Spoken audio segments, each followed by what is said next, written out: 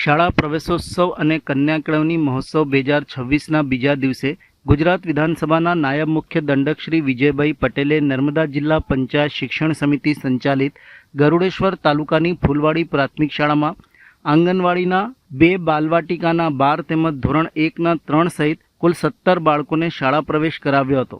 આ પ્રસંગે નાયબ મુખ્ય દંડક શ્રી વિજયભાઈ પટેલે જણાવ્યું હતું કે બાળકોના શિક્ષણનું પ્રથમ પગથિયું શાળા છે, જ્યાં તેમના સર્વાંગી વિકાસનો પાયો રચાય છે।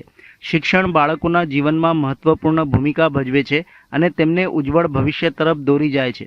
આ વેળાએ મુખ્યમંત્રી શ્રી ભૂપેન્દ્રભાઈ પટેલ દ્વારા શાળા પ્રવેશોત્સવ અને કન્યા કેળવણી મહોત્સવ નિમિત્તે પાઠવવામાં આવેલ શુભેચ્છા સંદેશ ઉપસ્થિત સૌ સમક્ષ રજૂ કરવામાં આવ્યો હતો।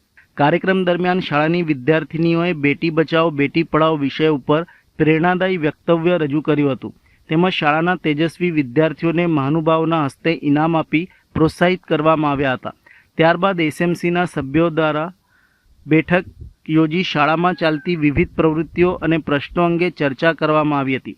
કાર્યક્રમના અંતે મહાનુભાવોના હસ્તે વૃક્ષારોપણ કરવામાં આવ્યું હતું। આ કાર્યક્રમમાં અગ્રણી શ્રી અજયભાઈ તડવી, લાયઝન અધિકારી શ્રી એસએમસીના અધ્યક્ષ શ્રીમતી બિંદુબેન, ગામના માજી સરપંચ શ્રી, શાળાના આચાર્ય શ્રી, ગામના આગેવાનો, શિક્ષકગણ તેમજ વિદ્યાર્થીઓ અને મોટી સંખ્યામાં ગ્રામ્યજનો ઉપસ્થિત રહ્યા હતા।